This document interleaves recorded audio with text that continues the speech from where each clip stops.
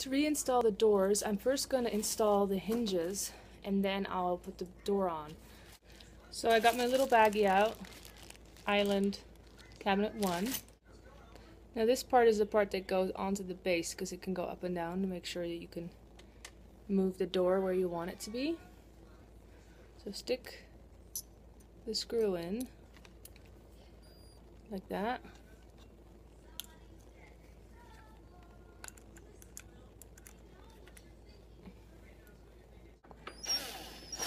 And only tighten it enough to where you can still move it around.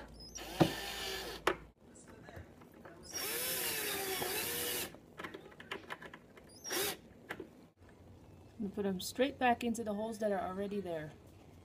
Now that the hinges are attached to the cabinet, I got the door from the basement and I will hang it on to the hinges.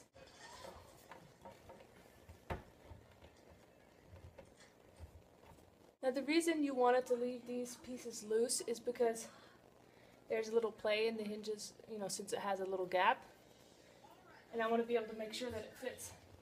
And then it hangs at the right height, because when you close it, you may have to adjust it up or down a little bit. Next, I get my screws and I screw the door to the hinge. And this one you want to tighten all the way. Now that the hinge is attached to the door and it's tight right here, this is still adjustable up and down. So what we're going to do is we're going to close the door. We're going to check the top and the bottom to see if it needs to be lowered or made higher. And this one actually seems to be in a pretty good spot.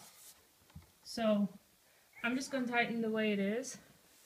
When you're hanging doors that are right next to each other, it's important to keep the screws that are attached to the bases loose until you make sure that these ones are loose, until that you make sure that they line up in the front, because you don't want to have one up way higher than the other.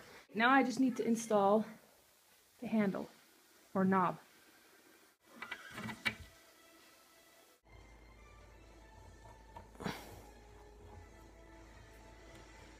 When I took the kitchen apart, I forgot to show how I took off the drawers. Some drawers will be glued down really well. Mine actually the fronts popped right off as soon as I disconnected the screws. I was able to use my drawers during this whole process, which was nice.